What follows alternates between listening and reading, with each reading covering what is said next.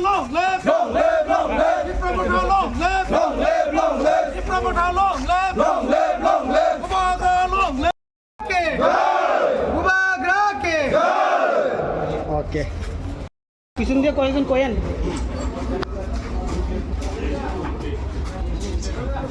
Long live! Long live, long live! Mubarak long live! Long live, long live! Mubarak long live! Long live, long live! Gibraltar long live! ধন্যবাদ জানাই। আপনারা দীর্ঘদিন এই কয়েকটা মাসে আপনারাও আমাদের সঙ্গে পরিশ্রম করেছেন, এর জন্য অসংখ্য ধন্যবাদ। এবং আমার একটাই বক্তব্য, এটা হচ্ছে আমাদের 5 বছরের এডিসিতে কাজ আমরা ভালোই করেছি। মানুষ বুঝতে পেরেছে যে না, বিশেষ করে পাহাড় এলাকায় ত্রিপুরা মথা ছাড়া দ্বিতীয় আর কেউ থাকবে না। এটার প্রভাব এই সেমিফাইনালটা আগামী 2028-এ তার প্রভাবটা পড়বে।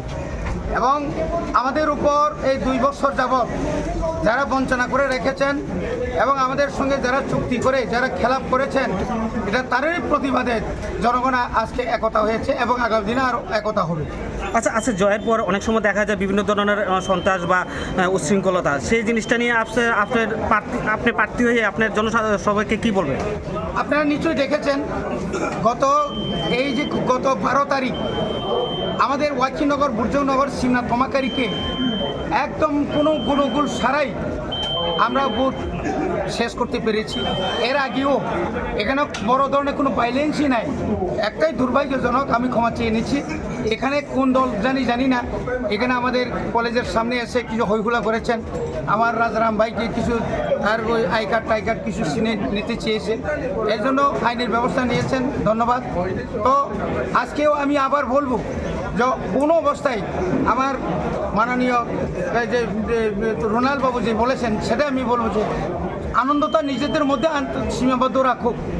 এবং কেউ যদি আইন নিজের হাতে নেয়, কেউ যদি উচ্ছৃঙ্খল করে, তাহলে আমরা নিজেরাই, আমি পরিষ্কার করে জানিয়ে দিচ্ছি, আমরা নিজেরাই এফআইআর করতে বাধ্য হব।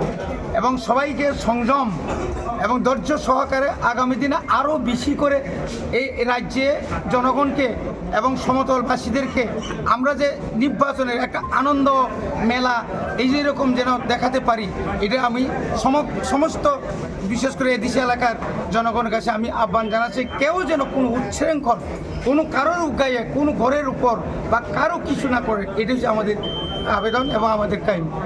ধন্যবাদ।